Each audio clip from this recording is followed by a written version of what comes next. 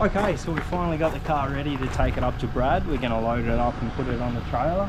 And you don't realise how sporty and compact these cars really are until you get it out like that. And there's literally nothing left of it. It took the two of us to move it around. It's so light, we can actually lift it up. But yeah, so we've got the whole base stripped. Everything's ready to be painted. All in all, for this being an original car and how it is, it's actually pretty tidy in there, and it would have probably polished up quite well. But these marks here, like from people using spanners over the years and that's what really sort of set it off and that I didn't like. So we're going to strap this thing down and get it up to Brad. We'll see you soon.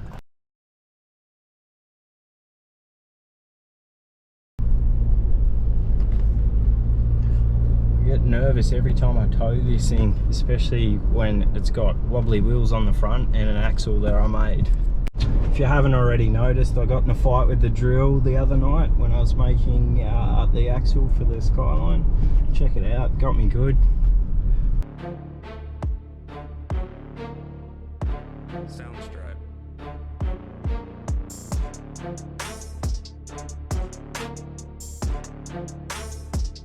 Here, we made it to the Fish and Drifts warehouse. The warehouse, mate. Warehouse. Yeah, where we sell fun times. Nissan Central. Yeah, it is a bit, mate. Fun times and dents come free. Drift car.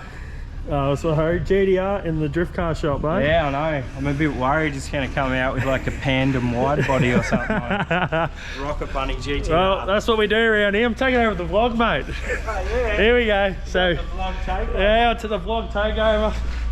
So we got the drift car here. She's a bit smashed in. And we're going Pandem rear now. You hear it first here on Norrie Factory. Oh, look out.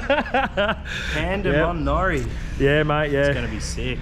And the boys have done an awesome job here. They've got, yeah, it's like a race warehouse. They've done an awesome job, guys. Yeah, we've got a few drift cars hanging around at the moment. So we got S13, A86, and then we got a comp car that's in the works. The front's being chopped off. RB City. Yeah. Right, I better give you back to your real host though. Cheers. Thanks, boys. So the GTR made it. Looks right at home here in the old Nissan warehouse, so should be good. These boys are going to do the engine bay. Brad's going to tidy up a couple of dents he's seen in the door there, and the front guard on that side needs to be painted.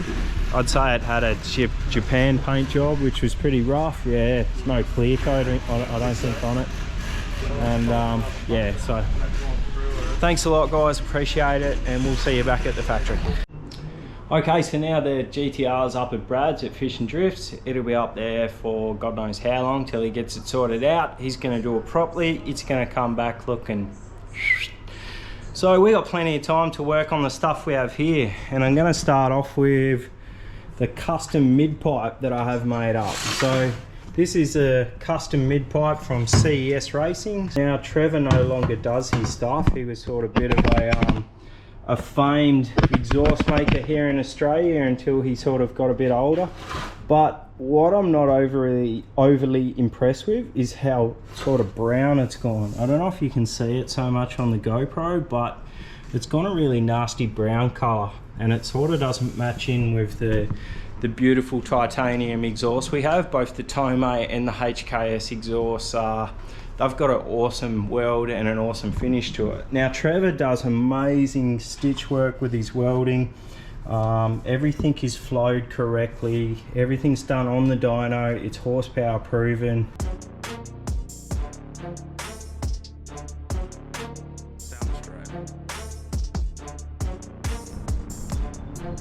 Kind of looks like a petroleum jelly, and believe it or not, it actually smells good, so probably not going to work.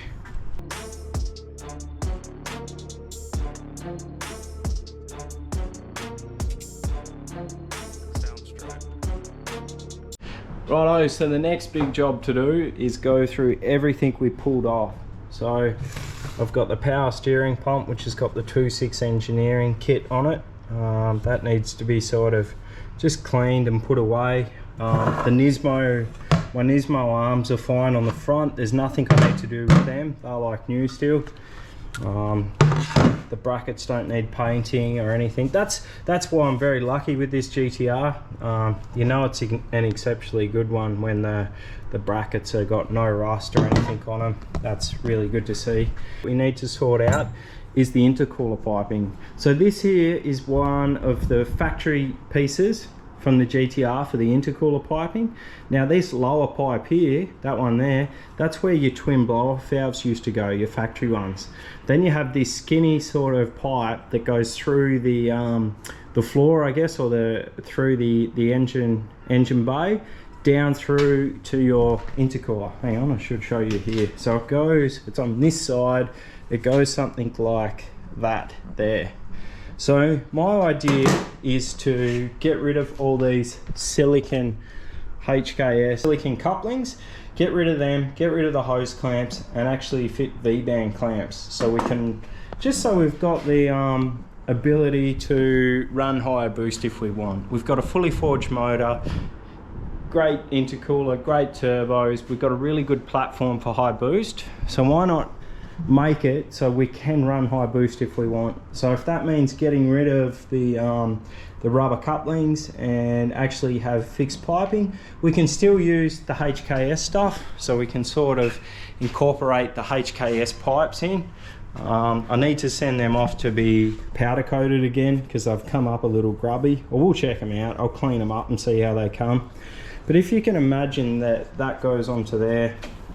So you've sort of got all these spots for it to leak. I'll just push that on.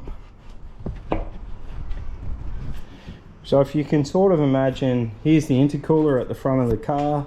You've got a spot here it can leak or pop off. A spot here it can leak or blow off. It can also blow off here, here, and there's another one that goes up through the floor, up to the intake. So when you start counting them, there's a lot of spots on the factory intercooler piping that can blow off. So we want to eliminate that completely. So when we get the car back together, I may drop it to a fabricator for a few days and he can fabricate up solid pipes with like vibrant clamps or something on here, V-band clamps, and then we can run, you know, 30, 35, 40 pounds of boost and not have to worry about it popping off. I don't think it'd be an issue anyway, but we want to make this car like so there's no issues with it. All we have to do is oil changes and that's it. So let's check on this thing to see how it's going. It's only been on there like 10 minutes, but it doesn't look like it's doing anything yet. Although it looks like something's happening just there. See that? That'd be cool if it does do that. Probably shouldn't fuck with it, but I might put it on here just to see what it does too. Just a quick workshop update, I guess, with everything we got going on with the GTR and other cars in the background. Unfortunately, I've had to say goodbye to the factory spec S15. I'm gonna miss it, that's for sure. I was really looking forward to building this car.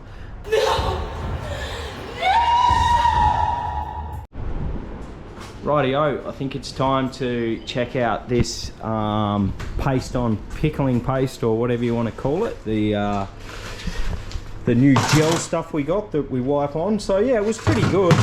It took a lot longer to work, and it definitely hasn't sort of like, it's not an aggressive product by any means.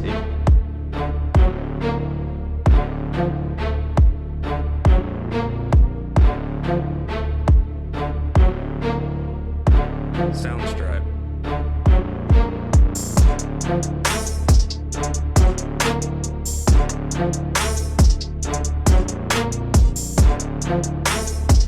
Rightio, got something pretty cool today. We got a 1990 model R32 GTST with a Pandem rear body kit. This is Ethan's car with a RB20 in it, with plans for a 2530, yeah, which would be pretty cool. 18 by 12 rears on this, so pretty wide tyre, they're pretty cool. Semi-forged wheels. The body kit's pretty cool, it's fitted well. It took a bit to get on, eh? Yeah, so Pandem kits are awesome. I think they fit the best out of most of them. But this car's pretty cool. It's the number plates are insane, and it just screams 90 JDM. Ethan's slowly doing it up. I think next is going to be paint, satin silver. No, satin midnight purple. Yeah. So he's going to sell me these number plates. And Really cheap. yeah, you said that. $400 for the number plates. 490 or something. 490, yeah. What sort of intercooler? That's a Aeroflow. Aeroflow's the go these days. They make good quality stuff. So yeah, this is a pretty cool car. We might even go for a quick spin in it. Ethan's buying the aircon stuff out of the GTR while we're upgrading it to the new Frenchie's Performance Garage kit. Ethan's going to fit aircon to this old girl and bring it back to life.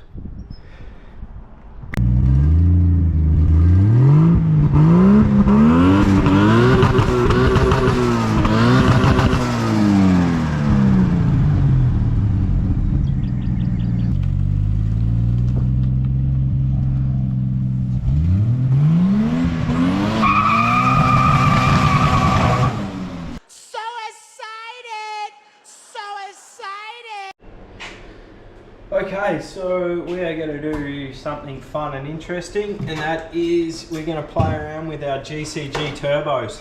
So what we're going to do is strip them down, get them off the manifolds, get the dump pipes off, remove the center bits, and then we're going to take this rear housing off. So I'll show you a step-by-step way of how I work on turbos. It's extremely important to be careful and also make sure that everything's lined back up. I mark everything. Turbos are balanced because they spin at upwards of 30,000 RPM, like seriously fast things. And yeah, so I'll go over a little bit of turbo basics, which I'm sure most of you guys know. These are internal wastegated turbos. So there's our GCG wastegate there. Excuse me a minute while I just go off at my dog. What are you doing? So these Garrett turbos are internally wastegated. They are coolant and oil that run through them. So yeah, the internal wastegate works off an actuator, which works off vacuum pressure from your manifold. And then inside the turbo, you have this little flap here, which is on this actuating arm. So when the turbo spools up, it gets full boost or boost pressure.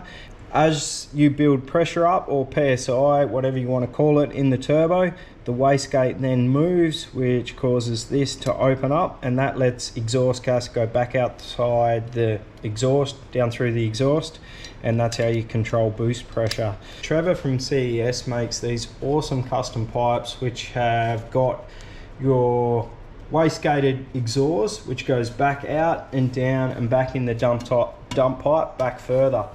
So you can sort of see here that there's a little ridge there where the exhaust gas can flow by. Now these dump pipes actually have the other piece in them, which goes in this gap here. So all exhaust goes out through the dump pipe, and only the wastegated exhaust goes down through this pipe here.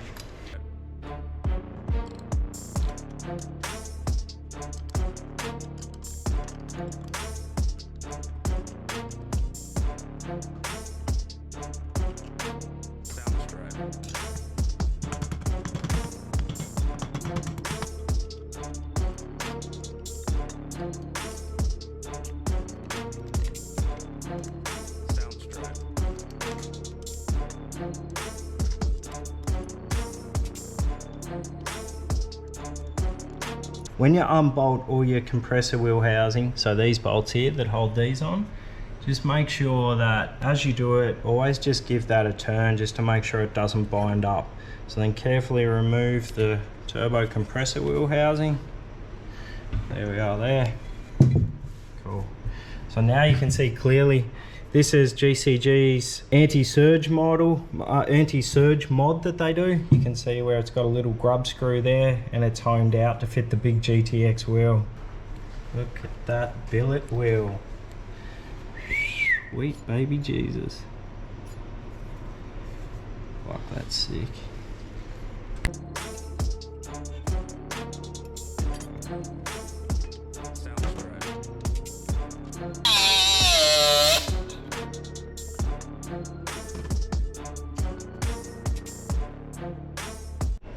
Okay, so that wraps up one turbo.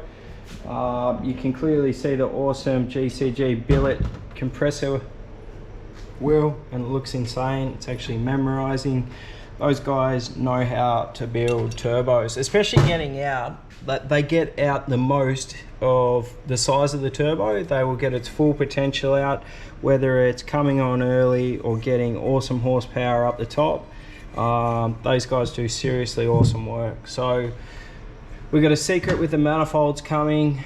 We're going to use the R-Tech rear housing, the stainless rear housing, which you'll be able to sort of tell now is much better than the cast steel one.